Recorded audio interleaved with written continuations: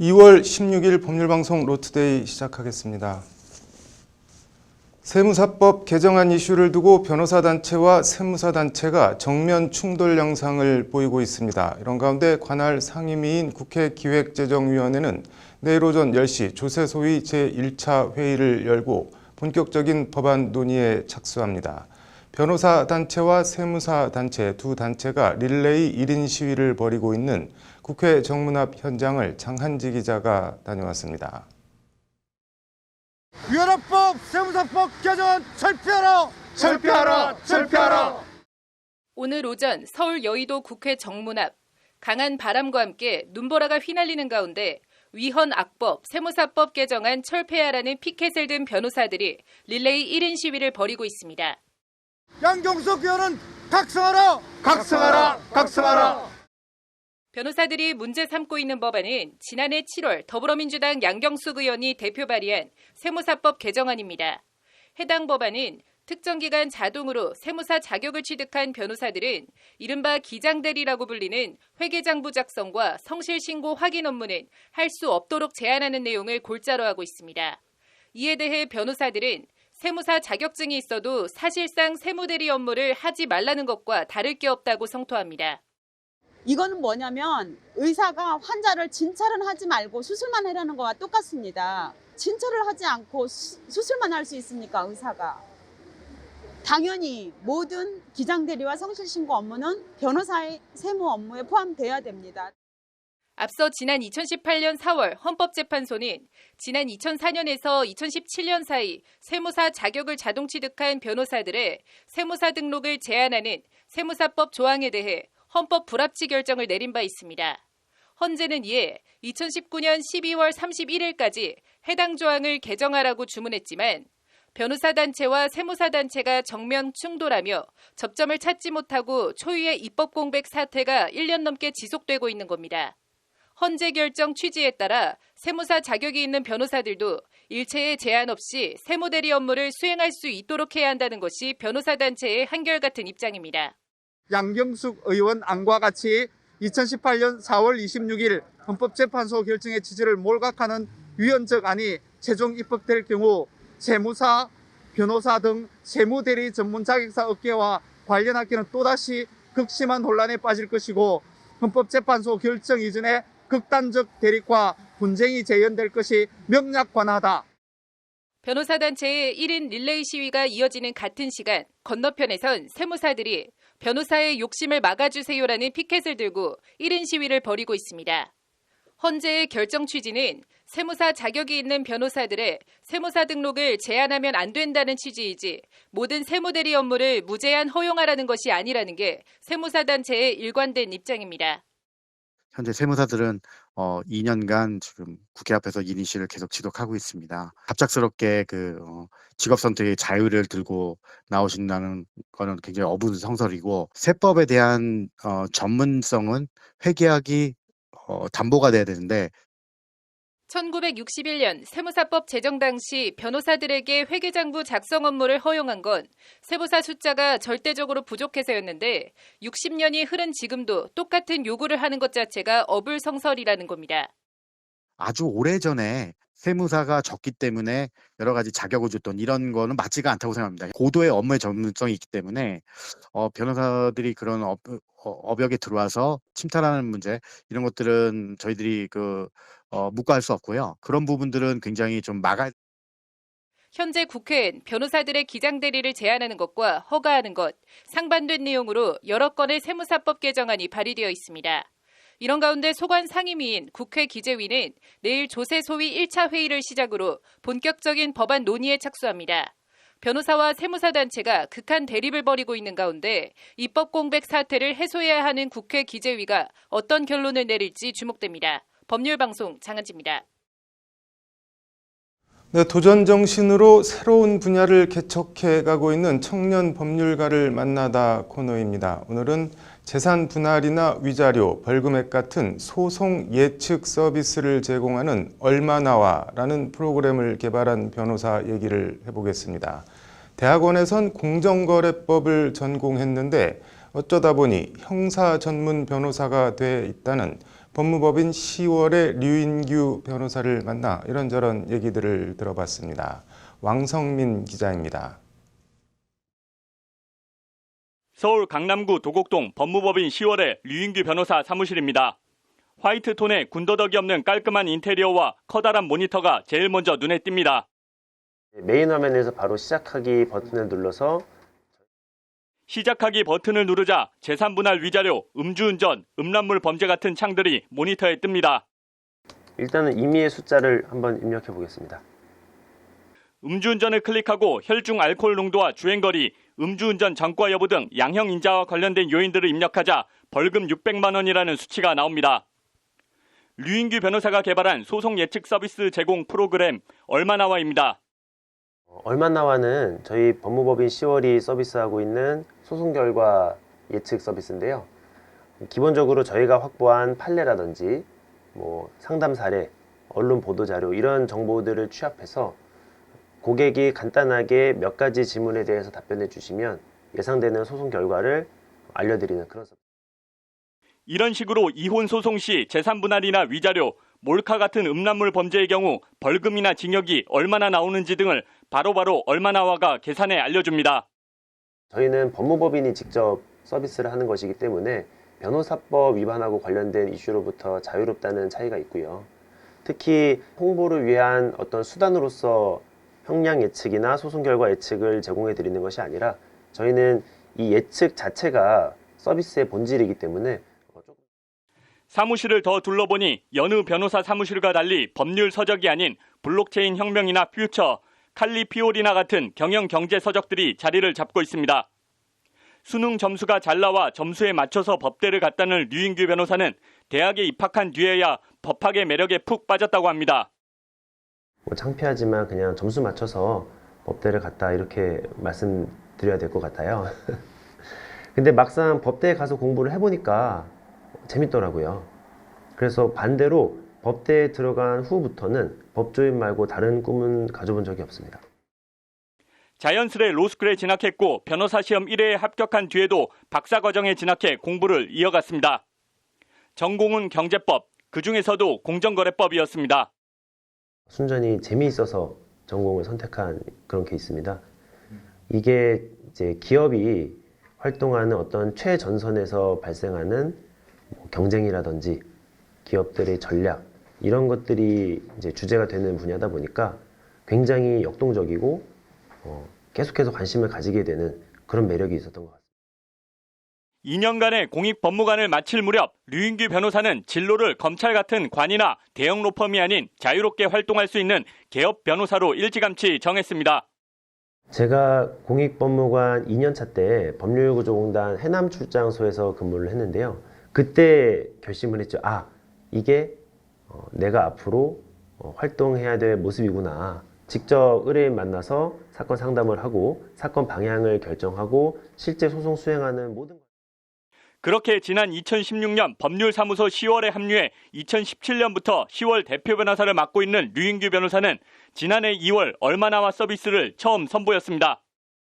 법대 다니면서도 계속해서 새로운 분야, 새로 발전하는 기술 이런 것들에 관심이 많았고요. 제가 대학원 전공인 경제법을 선택한 이유도 사실 기업들이 이제 경제 활동의 최전선에서 벌이고 있는 그런 경쟁들, 전략들, 기술들 이런 것들을 다루는 분야이기 때문에 전공을 선택했던 것이거든요.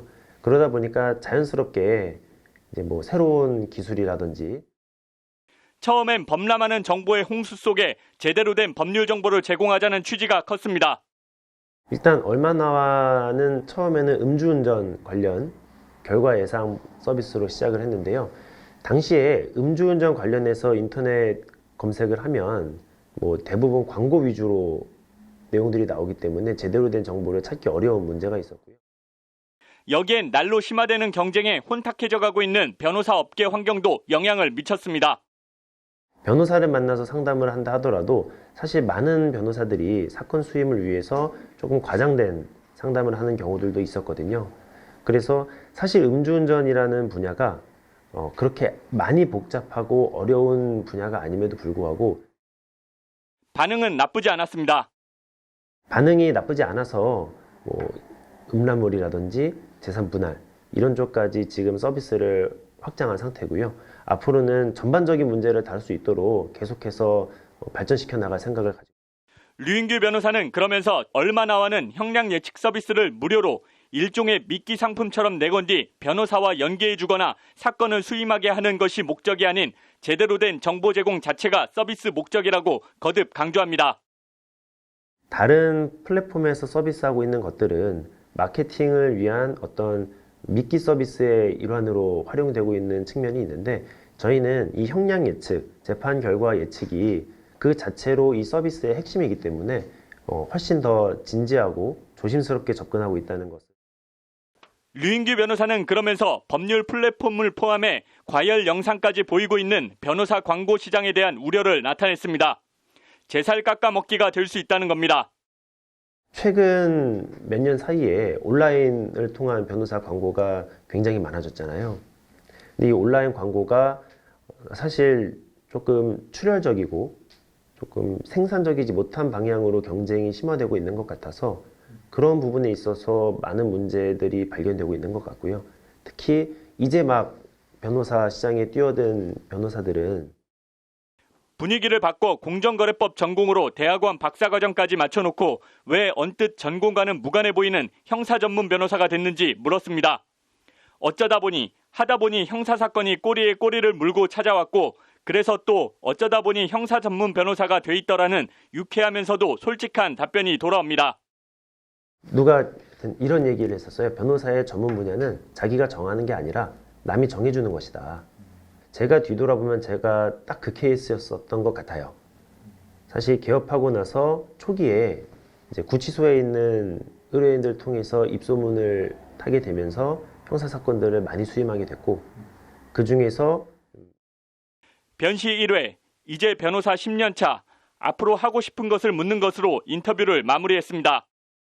인공지능이나 빅데이터 이런 것들이 변호사의 일자리를 뺏어갈 것이다, 잠탈할 것이다 이런 경계에 섞인 시선이 아직도 변호사 업계에는 많은 것 같아요. 저는 조금 다르게 보고 있거든요. 이러한 기술 발전을 적극적으로 받아들여야지 변호사 업계가 또 새로운 단계로 도약할 수 있는 계기가 된다고 생각하고 있기 때문에 그 과정에서 제가 할 수 있는 역할이 무엇인지를 계속해서 찾아보고 노력해 보려고 하고 있습니다. 법률방송 왕선민입니다. 네, 일상생활에서 맞닥뜨릴 수 있는 법률 문제를 법제처 생활법령 정보와 함께 알아보는 알쏭달쏭 솔로몬의 판결. 오늘은 보험금 얘기해보겠습니다. 신세아 기자 나와 있습니다. 신 기자, 오늘은 뭐 어떤 상황인가요? 네, 김성우 씨는 이제 당시 네. 연인이던 이미연 씨와 이제 동거하던 중에 네. 보험 수익자를 이 씨로 하는 보험을 하나 들게 됩니다. 네. 그런데 이 과정에서 이제 김 씨가 만성 신장병 진단을 받게 되고요. 네. 이후 얼마 지나지 않아서 네. 김 씨와 이 씨는 이제 동거를 끝냈고 네. 김 씨는 이 씨에게 이제 보험 수익자를 변경하겠다고 말을 합니다. 네. 근데 이미연 씨도 이제 이를 수락해서 이제 네. 함께 보험 사무실로 이제 보험회사 사무실로 가기로 네. 했지만 네. 이게 서로 뭐 일정이 맞지 않아서 가지 못하게 됐고 네. 이에 보험 수익자 변경 통지를 보험회사에 하지를 못했습니다. 네. 그런데 이제 그 후에 김 씨가 사망을 했고 네. 이 씨는 보험회사에 이제 보험 수익자 명의가 자신으로 되어 있었기 때문에 네. 그 보험금을 이제 수령을 하게 되는데요. 네. 그러자 이제 김 씨의 아들이자 유일한 이 상속인인 김철수 씨가 네. 이제 이미연 씨에게 보험을 돌려달라고 나선 겁니다. 네. 이제 과연 이제 이 아들 김철수 씨가 보험금을 돌려받을 수 있을까 하는 이런 상황입니다. 뭐 양측의 입장이 엇갈릴 것 같은데 일단 아들 김 씨는 뭐라고 주장하면서 보험금을 돌려달라는 건가요? 아버지 김 씨가 네. 이제 이 씨와 동거 생활을 끝냈고 네. 그 후에 이 보험 수익자를 변경하겠다는 의사를 이제 아버지가 표시를 했기 때문에 네. 본인과 보험회사에 이 보험 수익자 변경을 네. 통보하지 않았더라도 네. 이제 이 씨는 보험금을 이제 수령할 권리가 없다. 그렇기 때문에 이제 이미연은 보험금을 나에게 돌려줘야 된다. 이런 입장이었습니다. 보험금을 수령한 이 씨는 그러면 어떤 입장인가요? 이제 김성우 씨가 보험 네. 수익자를 이제 변경하겠다고 자신과 논의한 사실만 있을 뿐 네. 보험회사와 이제 김철수에게 통보한 사실이 없기 때문에 네. 자신이 정당한 보험 수익자로서 수령한 보험금을 이제 아들 김철수 씨에게 돌려주지 않아도 된다 이렇게 맞서고 있는 상황입니다. 뭐 양측 입장이 팽팽한데 법적으로 보험금 규정이 어떻게 돼 있나요? 일단 우리 대법원은 보험 수익자 변경권의 법적 성질과 상법 규정의 해석에 비춰보면 보험 수익자 변경은 상대방 없는 단독 행위라고 봄이 타당하므로 보험 수익자 변경의 의사 표시가 객관적으로 확인이 되는 이상 그러한 의사 표시가 보험자나 보험 수익자에게 도달하지 않았다고 하더라도 보험 수익자 변경의 효과는 발생한다라고 판시하고 있습니다. 네. 그러니까 대법원 판결에 따라서 이제 이번 사례를 살펴보면 네. 이제 김성우 씨가 이미연 씨에게 보험 수익자를 변경하겠다는 의사 표시를 한 사실은 네. 다툼의 여지가 없이 객관적으로 인정이 되는 겁니다. 네. 이제 법적으로 이제 네. 이미연 씨는 권리를 이미 상실한 상태에서 보험금을 수령했기 때문에 네. 이 씨가 수령한 보험금은 부당이득이 됩니다. 네. 그렇기 때문에 이제 이 아들인 김철수 씨에게 반환을 해야 된다라는 게 법제처 설명이고요. 네. 보험금 반환을 만약에 이 씨가 거부한다라고 네. 한다면 이 아들 김철수 씨는 이 씨를 상대로 부당이득 반환 청구 소송을 통해서 받으면 됩니다. 네. 그래서 법제처는 김성우가 한 이 보험 수익자 변경의 의사 표시가 네. 아들 김철수와 보험회사에 통보가 되지 않았더라도 네. 그 사실이 객관적이라면 김 씨의 아들이 보험 수익자가 된다라고 이제 이번 사례를 정리했고요. 네. 이제 만약에 이 씨가 아직 보험금을 이제 수령하기 전이었다면 네. 이제 이 아들 김 씨는 보험회사에 보험 수익자가 자신으로 변경됐음을 통지를 하고 네. 이제 보험금을 그 회사에 가서 수령을 할 수 있다라고 법제처가 덧붙여 네. 설명했습니다. 뭐 보험금 분쟁 막으려면 보험 계약자가 평소 본인 의사를 문서 등으로 명확히 해두면 더 좋을 것 같네요. 오늘 잘 들었습니다. 네, 이어서 법조계 소식 전해드리겠습니다.